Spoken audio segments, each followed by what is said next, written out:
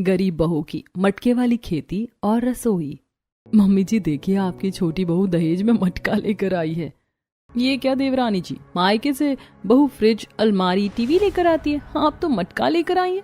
अगर आपके मायके वालों के पास देने के लिए कुछ नहीं था तो आपको खाली हाथ भेज देते, ये मटका बेचने की क्या जरूरत थी। और नहीं तो क्या, आपके घर वालों को क्या लगता है हम लोगों के पास पानी रखने की जगह नहीं है। प्रीति अपने साथ दहेज में मटका लेकर आई थी, जिसे देखकर उसकी दोनों जेठानी नैना और ज्योति उसका मजाक उड़ाती हैं और आग में घी डालने के लिए उनकी पड़ोसन गंगा अपनी बालकनी से झांकते हुए कहती है, अरे ये क्या उर्मिला, तेरी छोटी बहू तो अपने साथ कुम्हार का चक्का ले आई है, इतना सारा मटका, तुझे पानी पीने में अब दिक्कत नहीं होगी। गंगा का ताना सुनकर उर्मिला को गुस्सा आ जाता है और वो गुस्से में प्रीति से कहती है, बहू तू अपने साथ मटका क्यों लेकर आई है, क्या जरूरत थी मटका लाने की। आखिर ये बहू अपने साथ इतने सारे मटके लेकर क्यों आई है, जानने के लिए हमें कहानी में पीछे जाना होगा। पिताजी, अब सूरज सिर पर आ गया है, आप कब तक मटका बनाने वाले हैं, अब थोड़ा आराम कर लीजिए, बाकी मटके आप शाम को बना लीजिएगा। प्रीति अपने पिता को पानी पीने के लिए देती है। हरिप्रसाद कड़ी धूप में बैठकर मटका बना रहे थे, उनके सिर से पसीना टपक रहा था। वो प्रीति के हाथ से पानी का ग्लास लेते हैं और पानी पीते हुए कहते हैं, नहीं बेटा, तेरी शादी के लिए पैसे जुगाड़ने हैं, अगर अभी अच्छे से मेहनत नहीं करूंगा तो तेरी शादी कैसे करवाऊंगा। पिताजी, आप मेरी वजह से इतनी मेहनत मत कीजिए, अगर आपकी तबीयत खराब हो गई तो मुझे बहुत बुरा लगेगा। नहीं प्रीति, बस कुछ दिनों की तो बात है, फिर तू विदा होकर अपने ससुराल चली जाएगी। देख, तेरी शादी की तैयारी हो रही है। 4 दिनों में प्रीति की शादी युवराज से होने वाली थी। प्रीति के घर के पास ही बहुत ही साधारण तरीके से उसकी शादी का मंडप बनाया गया था। वहीं उसके ससुराल में उर्मिला और मोतीलाल हॉल में बैठकर चाय पी रहे थे। तभी, आपने हमारे छोटे बेटे की शादी क्यों तय कर दी, आप तो जानते हैं कि वो कोई काम नहीं करता, और ऊपर से आपने उसकी शादी अपने गांव की लड़की से तय की है। अब हमारे इतने बड़े घर में गांव की लड़की आएगी। उर्मिला परेशान होकर मोतीलाल से शिकायत कर रही थी कि तभी उसकी दोनों बड़ी बहू ज्योति और नैना बीच में टपक कर कहती है, अच्छा हुआ मम्मी जी जो डैडी जी ने देवर जी के लिए गांव की लड़की पसंद की, वरना कोई शहर की लड़की आती तो देवर जी उसके खर्चे उठा नहीं पाते। उर्मिला, मैं जो कर रहा हूँ सोच समझ कर रहा हूँ। हमारा बेटा बहुत ही आलसी और बिगड़ा हुआ है, उसकी शादी हो जाएगी तो शायद वो सुधर जाए। मोतीलाल का बेटा युवराज, जिसकी शादी प्रीति से होने वाली थी, वो बहुत ही हैंडसम, मस्कुलर और जिंदा दिल लड़का था। उसे आजाद पंछी की तरह जिंदगी जीना पसंद था। जहां उसके दोनों भाई अंश और विराज कंपनी संभालते तो वहीं वो अपने दोस्तों के साथ मजे करता। आज भी युवराज वही कर रहा था। भीड़ में सभी लोग उसका नाम ले रहे थे, युवराज, युवराज, अरे युवराज, आज तो तुझे ही जीतना पड़ेगा। अरे देखा ना रॉकी, मैंने तुझे फिर से हरा दिया। तू क्यों हर बार मुझसे हारने के लिए आ जाता है। चल, अब शर्त के मुताबिक मुझे 10,000 रुपए मुझे दे। रॉकी और युवराज दोनों गेमिंग सेंटर में गेम खेल रहे थे और गेम में युवराज जीत गया था, इसीलिए शर्त के मुताबिक रॉकी युवराज को अपनी जेब से 10,000 निकाल कर देता है। युवराज, आज तो तेरा दिन अच्छा था, लेकिन कल मैं तुझे जीतने नहीं दूंगा। अच्छा ठीक है भाई, कल का कल देखेंगे, अब मैं घर चलता हूँ। युवराज अपने पैसे लेकर अपनी बाइक की चाबी घुमाते हुए गेमिंग सेंटर के बाहर आता है और अपनी बुलेट पर बैठकर अपने घर आ जाता है। युवराज को देखकर ज्योति अपनी नाक चढ़ा लेती है, मम्मी जी देखिए, आ गए आपके राजकुमार। देवर जी कहाँ से मटर गश्ती करके आ रहे हैं। बेटा अब तो सुधर जा, अब तेरी शादी होने वाली है, तेरी पत्नी आ जाएगी, तब भी क्या तू ये सब करेगा। हाँ, मैं तो शादी के बाद भी वैसे ही रहूंगा। आप लोग मेरी शादी करवा रहे हो, आप लोग समझो, मुझे कुछ नहीं पता। इतना कहकर युवराज सीधे अपने कमरे में जाता है और अपने बेड पर बुलेट की चाबी फेंककर बिना जूते खोले बेड पर पड़ जाता है। युवराज के कमरे में जाने के बाद, क्या करूं मैं इस लड़के का, मैं तो तंग आ चुका हूं इससे, यह बहुत आलस करता है। मेरे दोनों बेटे अंश और विराज कितने अच्छे से कंपनी चलाते हैं, और एक यूवी है जिसने आज तक कंपनी का मुंह भी नहीं देखा है, सारा दिन बस अपने कंप्यूटर में गेम खेलता रहता है। युवराज के घर वाले उसे प्यार से यूवी कहते हैं। हाँ जी, यूवी हमारी कोई बात सुनता ही नहीं है। ये सब तुम्हारी गलती है उर्मिला, तुमने ही अपने लाल प्यार से उसे इतना बिगाड़ दिया है। युवराज को लेकर अक्सर मोतीलाल और उर्मिला में झगड़ा हो जाता था। एक तरफ दोनों युवराज की वजह से लड़ रहे थे तो वहीं युवराज को उसके दोस्त मनीष का कॉल आता है। अरे बोल भाई, कैसे याद किया। अरे यार, बड़ा उदास लग रहा है, आज भी घर वालों ने बातें सुनाई है क्या। हाँ यार, अब तो ये रोज का हो गया है। अरे भाई, तू अपने घर वालों को बात क्यों नहीं बता देता कि तू कितना बड़ा गेमर है, तूने वर्ल्ड वाइड गेमिंग कंपटीशन जीता है। अरे नहीं यार, मैं तो घर वालों को नहीं बताने वाला, जिसे जो समझना है समझने दो। मनीष से थोड़ी बहुत बातचीत करने के बाद युवराज फोन रख देता है और सो जाता है। वहीं प्रीति के घर में प्रीति अपनी मम्मी पापा के लिए खाना बनाती है। क्या बात है बेटा, खाना तो बहुत ही स्वादिष्ट बना है। ला बेटा 2 पूरी और डाल दे। प्रीति अपने पिताजी की थाली में पूरी डालती है। माँ, आपको भी पूरी दूं? प्रीति की माँ जानकी थोड़ी परेशान थी। क्या बात है माँ, आप बहुत परेशान लग रही हैं। बेटा, मुझे बड़ी चिंता हो रही है। तेरे पिताजी ने तेरी शादी अमीर घर में तय की है और मैंने सुना है तेरी दोनों जेठानी अमीर घर से हैं। पता नहीं वो तेरे साथ कैसे पेश आएंगी, मुझे चिंता हो रही है। माँ, आप चिंता मत कीजिए, आपने मुझे हमेशा यही सिखाया है ना, अगर मैं सही रहूंगी तो मेरे साथ कुछ गलत नहीं होगा। जान के इतनी परेशान मत हो, अपनी बेटी पर भरोसा करो। हमारी बेटी बहुत समझदार है और इसका होने वाला ससुर भी तो हमारे गांव का आदमी है। वो अपने गांव की बेटी के साथ बुरा थोड़े करेगा। हरि प्रसाद और प्रीति के समझाने पर जानकी शांत होती है। ऐसे ही दिन गुजरते हैं और देखते ही देखते शादी वाला दिन आ जाता है। युवराज और प्रीति की शादी हो जाती है। विदाई के समय प्रीति जानकी को गले लगाकर रो रही थी। फिर वो अपने पिता के पैर छूती है। बेटा, आज तू अपने ससुराल जा रही है। मेरे पास तुझे देने के लिए ज्यादा कुछ तो नहीं है, लेकिन मैं तुझे अपने हाथों का बनाया मटका देना चाहता हूँ। मुझे यकीन है ये मटके तेरे एक दिन काम आएगा। अपने पिता का प्यार देखकर प्रीति रोने लगती है और अपने साथ अपने पिता के बनाए मटके भी अपने ससुराल ले आती है। प्रीति के मटके देखकर उसकी दोनों जेठानी उसका काफी मजाक उड़ाती हैं। ये क्या देवरानी जी, मायके से बहू फ्रिज, अलमारी, टीवी लेकर आती है, आप तो मटका लेकर आई हैं। अगर आपके मायके वालों के पास देने के लिए कुछ नहीं था तो आपको खाली हाथ भेज देते। ये मटका भेजने की क्या जरूरत थी। जेठानी के साथ साथ उनकी पड़ोसन गंगा भी प्रीति के लाए मटकों का मजाक बनाती है और प्रीति की सास उर्मिला को ताना मारती है। गंगा का ताना सुनकर उर्मिला गुस्सा हो जाती है। छोटी बहू, तुम अपने साथ मटका लेकर क्यों आई हो? क्या जरूरत थी तुम्हें मटका लाने की? माँ जी, मेरे पिताजी ने बड़े प्यार से मुझे ये मटका अपने हाथों से बनाकर दिया है। माँ, मटका ही तो है, इतनी भी बड़ी कोई बात नहीं है। मैं इसे अपने कमरे में रखवा दूंगा। युवराज की बात सुनकर उसकी बहन पायल, देख रही हो माँ, भैया तो अभी से जोरू के गुलाम बन गए। क्या बात है भैया, अभी से भाभी की इतनी साइड ले रहे हो? हाँ, अगर मैं इसकी साइड नहीं लूंगा तो कहीं वो तेरी तरह अपने मायके में जाकर न बैठ जाए। युवराज का करारा जवाब सुनकर पायल का मुंह बंद हो जाता है। पायल की शादी हो चुकी थी, लेकिन वो अपने पति से गुस्सा होकर अपने मायके चली आई थी और काफी दिनों से मायके में ही रह रही थी। अब बस करो तुम लोग, बहू कलश गिराकर घर के अंदर आओ। प्रीति कलश गिराकर घर के अंदर आती है। मैं तो काफी थक गया हूँ, मुझे नींद आ रही है, मैं जा रहा हूँ सोने। यूं भी प्रीति को भी अपने साथ अपने कमरे में ले जाओ, वो भी थक गई होगी। प्रीति युवराज के साथ उसके कमरे में चली जाती है। थके होने की वजह से प्रीति जल्दी सो जाती है। अगले सुबह उसकी पहली रसोई थी। वो अच्छे से तैयार होकर हॉल में जाती है। अच्छा हुआ छोटी बहू तुम आ गई, आज तुम्हारी पहली रसोई है। आज तुम्हें खाने में मटर पनीर, फ्राइड राइस, नान, रोटी, चिली चिकन और बिरयानी बनाना है। साथ में रसमलाई बना देना, हमारे घर वालों को रसमलाई खाना पसंद है। इतना सारा खाना, पता नहीं ये लोग मुझसे 6-7 लोगों का खाना बनवा रहे हैं या फिर पूरे जिले का। तुम ये सारा खाना बना तो लोगी ना? अगर तुम्हें खाना बनाना नहीं आता है तो बता दो। हाँ, मैं सारा खाना बना लूंगी। प्रीति रसोई में जाती है और एक एक करके अपने ससुराल वालों की फरमाइश के हिसाब से पहले मटर पनीर, फ्राइड राइस, बिरयानी और नान रोटी बनाती है। सभी लोग जब प्रीति के हाथ का बना खाना खाते हैं तब, अरे वाह बहू, खाना तो तुमने बहुत अच्छा बनाया है। खाना ठीक ही बना है, वैसे मुझे लगा नहीं था कि तुम गांव की रहने वाली इतना सारा खाना एक साथ बना लोगी। जेठानी जी, गांव के लोग हर दिन अलग अलग फरमाइश का खाना खाते हैं। प्रीति की पहली रसोई का खाना सभी को पसंद आता है और सभी उसे नेक देते हैं। प्रीति सबसे प्यार से नेक लेती है और फिर रसोई की तरफ जाती है। तभी उसे चक्कर आने लगता है। प्रीति खुद को संभालते हुए अपने कमरे में जाकर बैठती है। तभी युवराज कमरे में आता है। अरे क्या बात है, तुम्हारी तबीयत ठीक नहीं है क्या? नहीं, ऐसी कोई बात नहीं है, वो बस सुबह से काम कर रही हूँ ना, तो थोड़ी थकान हो गई है। शायद तुमने कुछ खाया भी नहीं है, जल्दी से खाना खा लो। ठीक है जी, मैं खाना खा लूंगी। युवराज और प्रीति दोनों बात कर रहे थे। तभी उर्मिला प्रीति को आवाज देती है। उर्मिला के बुलाने पर प्रीति नीचे जाती है। युवराज अपनी बाइक की चाबी लेकर सीढ़ियों से उतरता, तभी उसकी नजर उर्मिला और प्रीति पर पड़ती है। छोटी बहू, मैंने साबूदाना बना दिया, तुम छत पर जाकर साबूदाना का पापड़ बना दो। पापड़ को अच्छे से बड़ा बड़ा करके फैला देना। वैसे भी तुम गांव की हो तो तुम्हें तो ये सब आता ही होगा। उर्मिला की बात सुनकर प्रीति रसोई में जाकर साबूदाना का बर्तन लेकर छत पर पापड़ बनाने के लिए जाती है। युवराज प्रीति को बिना खाए पिए लगातार काम करते देख रहा था।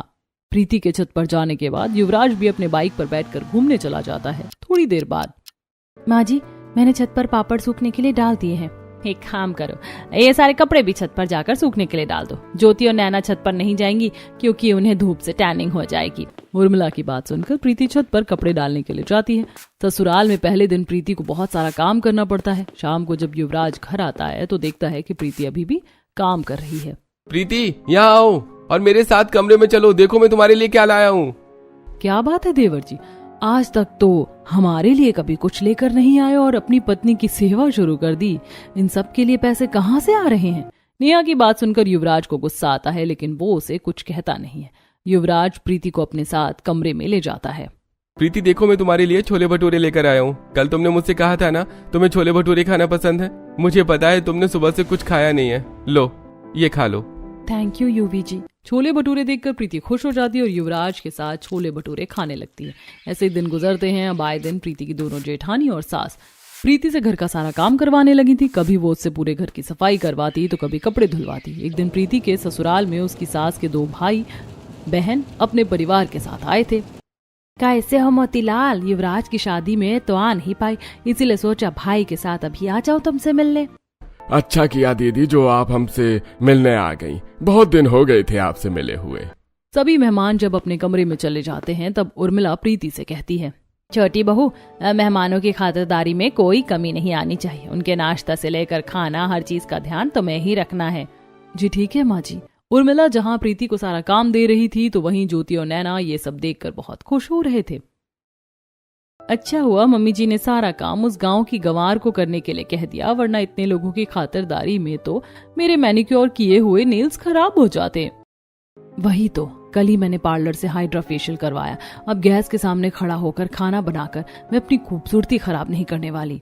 ऐसे बातें करते हुए दोनों जेठानी अपने अपने कमरे में चली जाती हैं। अगले दिन से उर्मिला प्रीति से मेहमानों के लिए नाश्ते में पूरी सब्जी, खीर, दिन के खाने में बिरयानी, फ्राइड राइस, पनीर की सब्जी और शाम को स्टार्टर्स में कबाब बनवाती है। देखते ही देखते 2 दिन बीत जाते हैं। 2 दिन से लगातार इतने लोगों के लिए खाना बनाते बनाते तो अब मेरी हालत खराब हो गई है। पता नहीं कब तक ये सब करना पड़ेगा। प्रीति रसोई में खाना बनाते हुए ये सब सोच रही थी कि तभी शांति उसे हॉल में आवाज लगा देती है। प्रीति हॉल में जाती है तो शांति उसे गले लगा लेती है। उर्मिला, तुम्हारी तीनों बहुओं में मुझे छोटी बहू सबसे अच्छी लगी। प्रीति बेटा, तुम बहुत ही अच्छा खाना बनाती हो। तुमने इन 2 दिनों में हमारा बहुत ही अच्छे से ध्यान रखना। प्रीति की बुआ सास उससे बहुत खुश थी। वो प्रीति की तारीफ करके अपने परिवार वालों के साथ चली जाती है। 2 दिन से लगातार मेहमानों के लिए खाना बनाने की थकान प्रीति के चेहरे पर साफ दिखाई दे रही थी। शाम को जब युवराज घूम कर आता है तब देखता है कि प्रीति बेड पर लेटकर आराम कर रही है। क्या बात है प्रीति, तुम इतना ज्यादा कैसे थक गई और तुम आराम क्यों नहीं कर रही हो? 2 दिन से सारे मेहमान और हमारे पूरे परिवार के लिए खाना मुझे ही बनाना पड़ रहा था, इसीलिए बहुत काम करने की वजह से तबीयत थोड़ी बिगड़ गई है। अरे तो तुमने सारा काम अकेले क्यों किया? घर में 2 भाभी और पायल भी तो हैं। वो लोग क्या कर रही थी? क्या वो तुम्हारी मदद नहीं करवा सकती थी? युवराज प्रीति के लिए बहुत परेशान होता है। वो उर्मिला से बात करने के लिए जाता है। उर्मिला हॉल में बैठी चाय पी रही थी तभी, माँ ये सब क्या है? मैं देख रहा हूँ जब से प्रीति शादी करके इस घर में आई है तब से आप सारा काम उसी से करवाती हैं, जबकि ज्योति भाभी और नैना भाभी कोई काम करती ही नहीं है। वो मेरी पत्नी है, घर की नौकरानी थोड़े है जो आप उसे इतना सारा काम करवाती हैं। तेरे दोनों भाई घर चलाने के लिए घर में पैसा देते हैं तो उनकी पत्नी को घर में काम नहीं करना पड़ता, लेकिन तू घर में 1 रुपया भी नहीं देता तो तेरी पत्नी को तो काम करना पड़ेगा ना। ये क्या बात हुई माँ? बात तो सीधी है और मैंने तुझे साफ साफ कह भी दिया है। अगर तुझे तेरी पत्नी के घर के सारे काम करने से कोई दिक्कत है तो तू घर छोड़कर जा सकता है। माँ अगर आप यही चाहती हैं तो ठीक है, मैं प्रीति को लेकर इस घर को छोड़कर जा रहा हूँ। इतना कहकर युवराज अपने कमरे में जाता है। प्रीति जल्दी से अपना सामान पैक करो, हम लोग इस घर को छोड़कर जा रहे हैं। लेकिन कुछ नहीं है, जो करने के लिए कहा है जल्दी करो। युवराज को गुस्से में देखकर प्रीति कुछ कहती नहीं और जल्दी जल्दी अपना सारा सामान पैक करती है। पैकिंग करने के बाद युवराज प्रीति को अपने साथ लेकर बाहर आ जाता है और अपनी बाइक पर बैठाकर एक रेस्टोरेंट में ले आता है। सॉरी प्रीति, उस वक्त मैंने तुमसे थोड़े गुस्से में बात की। मैं नहीं चाहता था कि माँ तुमसे उतना ज्यादा काम करवाएं। तुम मेरी पत्नी हो, कोई तुम्हारी बेइज्जती करे मैं नहीं देख सकता। तुमने सुबह से कुछ खाया भी नहीं है, लो ये बिरयानी खा लो। प्रीति बिरयानी खाती है लेकिन वो थोड़ी परेशान लग रही थी। यूवी जी, हमने घर तो छोड़ दिया है लेकिन अब हम लोग कहाँ रहेंगे? प्रीति तुम परेशान मत हो, मैंने हमारे रहने का इंतजाम कर लिया है। मेरे दोस्त का एक घर खाली पड़ा है, हम लोग वहीं रहेंगे। उसकी फैमिली और वो दूसरे शहर में शिफ्ट हो गए हैं तो वो जगह खाली है। युवराज प्रीति को अपने दोस्त के घर लाता है। युवराज के दोस्त का घर एक लोहे का सामान बनाने वाले कारखाने के ठीक ऊपर था। ये तो फैक्ट्री है, घर कहाँ है? घर तो उसके ऊपर है, हमें कुछ दिनों तक यहीं रहना पड़ेगा। युवराज प्रीति को अपने दोस्त के घर लेकर जाता है। जैसे वो दरवाजा खोलता है तो उसके दोस्त का घर किसी भूत बंगले की तरह लगता है। हर तरफ मकड़ी की जाली लगी थी, कबूतर उड़ रहे थे। घर की हालत देखकर युवराज उदास हो जाता है। प्रीति मुझे माफ कर देना, मैं तुम्हें कैसी जगह ले आया। सच में मैं किसी काम का नहीं हूँ। अरे ऐसी कोई बात नहीं है जी, बस इस घर में काफी दिनों से कोई रहता नहीं था, इसीलिए इसकी हालत ऐसी है। हम दोनों मिलकर इसे साफ करेंगे और रहने लायक बनाएंगे। युवराज और प्रीति दोनों अपने लगेज को एक साइड में रखकर पूरे घर की सफाई करते हैं। घर में अच्छे से डस्टिंग और पोछा लगाने के बाद घर रहने लायक बन जाता है। युवी जी देखा आपने, ये घर कितना सुंदर हो गया है और यहाँ तो बालकनी भी है। अरे तुम सही कह रही हो प्रीति, ये लो 10,000 रुपए। अभी तो मेरे पास बस यही है, पर कुछ दिन में मैं कोई अच्छा काम ढूंढ लूंगा। मुझे आपके ऊपर भरोसा है, मैं आपके साथ हूँ। युवराज घर के बाहर जाता है और बाहर से खाने के लिए रोटी तड़का ले आता है। रात बहुत हो गई है तो यही खाकर सो जाते हैं। कल हमें घर के लिए जरूरत का सामान लेने भी तो जाना होगा।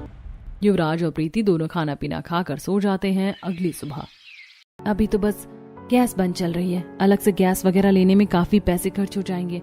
ब्लैक में गैस 2, 4, 5,000 में आ रही है, फिर चूल्हा खरीदने में अलग खर्च। मैं सोच रही थी कि चूल्हे पर ही खाना बना लूं। क्या तुम चूल्हे पर खाना बना पाओगी? हाँ जी, गांव में तो हम लोग ऐसे ही खाना बनाते थे ना। और अगर यहाँ पैसे बच जाएंगे तो हम लोग पंखा ले सकते हैं और बेड पर लगाने के लिए अच्छा गद्दा ले सकते हैं।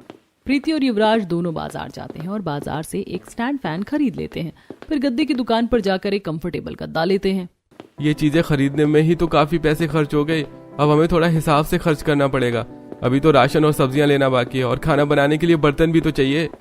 बर्तन का नाम सुनकर प्रीति थोड़ा उदास हो जाती है। क्यों जी, मेरे पिताजी के दिए मटके तो ससुराल में ही रह गए, क्या आप वो मटके मेरे लिए ला सकते हैं? प्रीति तुम चिंता मत करो, मैं तुम्हारे लिए मटके ले आऊंगा। अभी चलो बाकी का सामान ले लेते हैं। प्रीति और युवराज दोनों राशन की दुकान पर जाते हैं और अपनी जरूरत के हिसाब से राशन ले लेते हैं। फिर वो सब्जी मंडी जाते हैं। भैया ये टमाटर कैसे दिए और कटहल बैंगन कितने का है? बहन जी टमाटर 60 रुपए किलो है, कटहल 90 रुपए किलो है, बैंगन 50 रुपए किलो है। बताइए आपके लिए कितना लगा दूं? सब्जियों के दाम सुनकर युवराज और प्रीति एक दूसरे का मुंह देखने लगते हैं। आजकल तो सब्जियों के दाम बहुत ज्यादा हो गए हैं। प्रीति हम लोग क्या करें? आप चिंता मत कीजिए, अभी हम लोग थोड़ी बहुत सब्जी ले लेते हैं। युवराज और प्रीति थोड़ी बहुत सब्जियां, राशन और बाकी का सामान लेकर घर आ जाते हैं। युवराज घर के इलेक्ट्रिसिटी अप्लायंसेस को ठीक करता है और प्रीति खाना बनाती है। ऐसे ही दिन गुजरते हैं। कारखाने के ऊपर घर होने की वजह से उनके घर में काफी गर्मी होती थी। एक दिन युवराज प्रीति को चूल्हे पर खाना बनाते हुए देखता है। प्रीति के सर से पसीना टपक रहा था और वो रोटी बना रही थी। ये लड़की मेरे लिए कितना सब कुछ कर रही है, मुझे भी इसके लिए कुछ करना चाहिए। मैं इसे इतनी तकलीफ में नहीं देख सकता। ये सब सोचकर युवराज अपने लैपटॉप को खोलता है और कुछ कोडिंग प्रोग्राम करने लगता है। अगले दिन युवराज अपने घर से प्रीति के पिताजी के दिए मटके को एक हाथी गाड़ी में रखवा कर ले आता है। प्रीति अपने पिताजी के दिए मटके को देखकर बहुत खुश होती है। थैंक यू, मुझे अपने पिताजी की बड़ी याद आ रही थी। ये मटके देखकर मुझे महसूस होता है कि वो मेरे पास है। प्रीति और युवराज अपने नए घर में रहने लगते हैं। प्रीति सीढ़ियां उतरकर नीचे से बाल्टी में पानी भर कर लाती थी और चूल्हे पर खाना पकाती, जिसे देखकर युवी को काफी बुरा लगता है। वो भी लैपटॉप में सारा दिन काम करते रहता है। ऐसे ही दिन गुजरते हैं। एक दिन प्रीति अकेले बाजार जाती है। बाजार में तो सारी सब्जियां बहुत महंगी हैं। प्रीति बाजार की कई दुकानों में जाती है, लेकिन उसे हर जगह सब्जी महंगी मिलती है। प्रीति एक गरीब सब्जी वाली के पास जाकर थोड़ी सस्ते में सब्जियां ले आती है।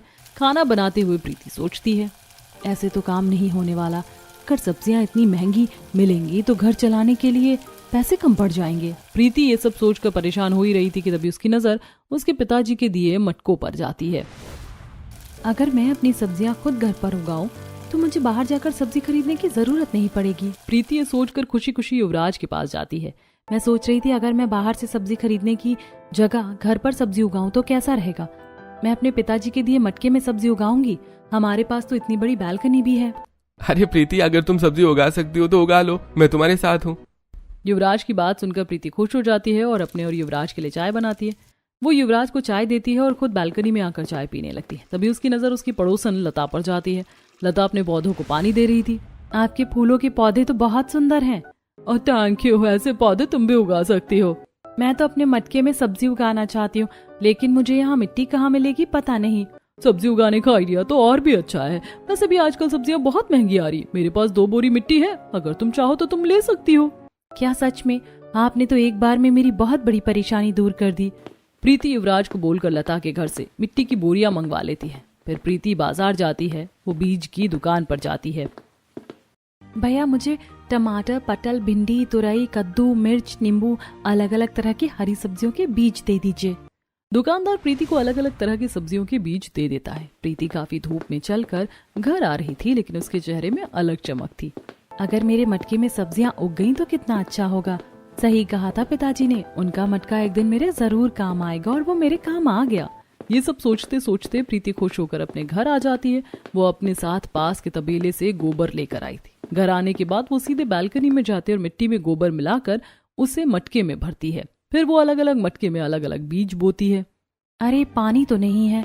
प्रीति बाल्टी लेकर सीढ़ियों से नीचे आती है और फिर कारखाने के बगल वाले सरकारी नल से पानी भरकर बाल्टी लेकर सीढ़ियां चढ़ती है। अरे मेरी सुपर वुमन, तुम कितना काम करोगी, कुछ काम मुझे भी बोल दिया करो। युवराज की बात सुनकर प्रीति मुस्कुरा देती है। वो पानी लेकर अपने मटके के पास जाती है और सारे मटके में पानी डालती है। प्रीति को अपने मटकों में पानी डालते हुए लता देख रही थी। अरे वाह प्रीति, तुमने अपने मटके में सब्जियां लगा ली।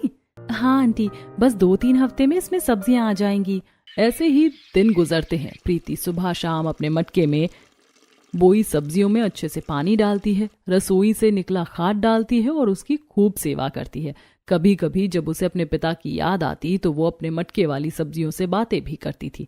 देखते ही देखते 4 हफ्ते गुजर जाते हैं। एक सुबह जब प्रीति सोकर उठती है तब, यूपी जी देखिए, उठिए ना। क्या देखूं प्रीति? मेरे मटके में सब्जियां उग गई हैं। लौकी, प्याज, टमाटर, ये सब देखने में कितने सुंदर लग रहे हैं। प्रीति की पूरी बालकनी उसकी उगाई सब्जियों से भर गई थी। कहीं टमाटर लटक रहे थे तो कहीं करेले, और छोटे छोटे मटके में ढेर सारी धनिया, पुदीना भी हो गई थी।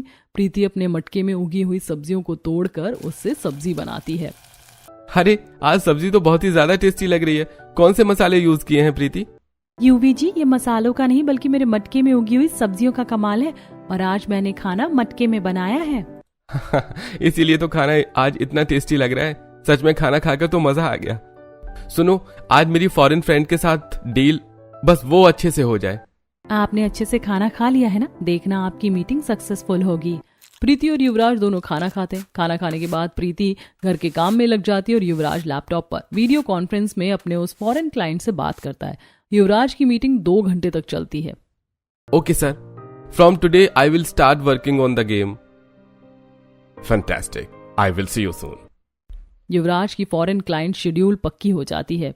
प्रीति, मुझे बहुत बड़ा कॉन्ट्रैक्ट मिला है। अगर मेरा गेम बन गया और वो चल गया तो हमारी किस्मत बदल जाएगी। यूवी जी, मैंने कहा था ना आप कर लेंगे। ऐसे ही दिन गुजरते हैं। युवराज दिन रात गेम बनाने में लगा रहता है। प्रीति अपने मटके वाली सब्जियों की अच्छे से देखभाल करती है और सब्जियां तोड़कर खाना बनाती है। एक दिन प्रीति एक टोकरी में काफी सारी सब्जी भरकर अपने पड़ोसन लता के घर ले जाती है। आंटी जी, मेरे मटके में सब्जी हो गई है, तो मैंने सोचा क्यों ना थोड़ी सब्जी आपको भी दे दूं। लता प्रीति से सब्जी की टोकरी ले लेती है और उसे चाय पिलाती है। लता के घर पर चाय पीने और थोड़े गप्पे मारने के बाद प्रीति अपने घर आ जाती है। शाम को जब प्रीति अपनी बालकनी में खड़ी थी तब, क्या बात है प्रीति, तुम्हारी सब्जियां तो बाहर वाली सब्जियों से बहुत अच्छी है। मेरे पति तो सब्जी खाकर खुश हो गए। मेरे बच्चे जो सब्जियां देखकर मुंह बनाते हैं वो भी मांग मांग कर सब्जी खा रहे थे। तुम मुझे भी मटके में सब्जी उगाना सिखाना। लता की बात सुनकर प्रीति के चेहरे में बड़ी सी स्माइल आ जाती है। हाँ बिल्कुल, मैं आपको मटके में सब्जी की खेती करना सिखाऊंगी। इस तरह हंसी मजाक करते हुए प्रीति और लता थोड़ी देर बात करती हैं। ऐसे ही दिन गुजरते हैं। अब युवराज का गेम बन गया था और वो लॉन्च भी हो गया था। प्रीति, मुझे बहुत टेंशन हो रही है। पता नहीं मेरा बनाया पी बैटल गेम चलेगा या फिर नहीं। P battle game? ये कैसा नाम है? अरे ये गेम मैं तुम्हारे नाम पर बनाया है, प्रीति का पी। यूवी जी, हाँ पीना। प्रीति और युवराज दोनों गेम लॉन्च से बहुत ज्यादा खुश हैं। एक दिन प्रीति के घर पर एक औरत आती है। तुम प्रीति हो ना? लता ने मुझे बताया था। अब मैं तुम्हारी पड़ोसन हूँ। मैं घर के उस तरफ रहती हूँ। लता ने मुझे तुम्हारी मटके में उगी हुई सब्जियों के बारे में बताया। क्या तुम मुझे भी थोड़ी सब्जी दे दोगी? हाँ क्यों नहीं आंटी। प्रीति एक कैरी बैग में ढेर सारी अलग अलग तरह की सब्जियां लाकर कावेरी को दे देती है। इस तरह अक्सर प्रीति की कोई न कोई पड़ोसी सब्जी लेने के लिए आती थी। प्रीति अपने मटके में उगी हुई सब्जी को अपनी रसोई में भी बनाती और अपने पड़ोसियों को भी देती थी। प्रीति के मटके में उगाई सब्जियों की वजह से अब हमें बाहर से सब्जी लेने की जरूरत नहीं पड़ती। बिल्कुल सही कह रही हो। प्रीति के मटके में उगी हुई सब्जियां खाकर तो अब मेरी सेहत भी अच्छी रहने लगी है। अब सीढ़ियां चढ़ने उतरने में ज्यादा थकान नहीं लगती है। बिल्कुल सही कहा तुमने, उसकी सब्जियां तो बहुत ताजी और ऑर्गेनिक होती है ना, इसीलिए। प्रीति की सारी पड़ोसी प्रीति की मटके में उगाई हुई सब्जियों की बहुत तारीफ करती थी। ऐसे दिन गुजरते हैं। एक दिन युवराज प्रीति को अपनी बाइक में बैठाकर एक बड़े से बंगले में ले जाता है। ये आप मुझे कहाँ ले आए हैं? ये हमारा घर है, मेरा और तुम्हारा। प्रीति, मेरा गेम बहुत सक्सेसफुल हुआ। पी बैटल गेम को लोगों ने बहुत ज्यादा पसंद किया और मुझे इतनी सारी प्रॉफिट हुई कि मैं क्या बताऊं। मुझे बहुत अच्छी जॉब भी मिल गई है। अब हम लोग यहीं रहेंगे। मैं उसे घर से सारा सामान मंगवा लूंगा। प्रीति की आंखों में खुशी के आंसू आ गए थे। उसे विश्वास नहीं हो रहा था कि इतना बड़ा घर अब उसका था और वो इतने बड़े घर की मालकिन थी। युवी जी, हमारे पुराने घर ने हमारे बुरी वक्त में हमारा बहुत साथ दिया। हम दोनों वहाँ जाकर अपना सारा सामान वापस लेकर आएंगे और अपने मटके में उगाई सब्जियों को भी मैं यहाँ लेकर आऊंगी। हाँ प्रीति, चलो चलते हैं। प्रीति अपने पुराने घर जाती है और वहां से अपना सारा सामान, मटके में उगी हुई सब्जियां, सब कुछ गाड़ी में रखवा देती है। प्रीति अपने पड़ोसियों से मिलकर अपने नए घर में आ जाती है। प्रीति अपने मटके में उगी हुई सब्जियों को अपने आलीशान बंगले के गार्डन में रखती है। युवी जी, आपने मेरी जिंदगी बदल दी। मैंने तो ये सब कभी सपने में भी नहीं सोचा था। प्रीति की लाइफस्टाइल पूरी तरह चेंज हो गई थी। एक दिन वह अपनी दोस्त के साथ रेस्टोरेंट में खाना खा रही थी। तभी वो देखती है कि उसकी ननद पायल अपनी दोस्तों के साथ उसी रेस्टोरेंट में है। गाइस, मैं तो अपना वॉलेट घर पर ही भूल गई। आज तुम लोग पे कर दो, मैं किसी और दिन पे कर दूंगी। पायल झूठ क्यों बोल रही है? बोलो ना तुम्हारे पास पैसे नहीं है। मायके वाले तुम्हें पैसे नहीं दे रहे हैं क्या? मैं सच में वॉलेट भूल गई हूँ। तुम लोग कैसी बातें कर रही हो? वॉलेट भूल जाने की वजह से पायल की सहेलियां उसका काफी मजाक उड़ा रही थी। तभी प्रीति आती है और अपने बैग से कार्ड निकालकर पायल के बदले 20,000 रुपए का बिल पे कर देती है। पायल की सहेलियां चली जाती हैं। तब प्रीति भाभी, ये सब क्या है? ये डिजाइनर साड़ी, ये लुक, 20,000 का बिल, ये सब कैसे? ये सब तो तुम्हारे भैया ने किया है। तुम्हारे भैया बहुत बड़ी गेमिंग कंपनी के मालिक बन गए हैं। उन्होंने पी बैटल गेम बनाया है। क्या?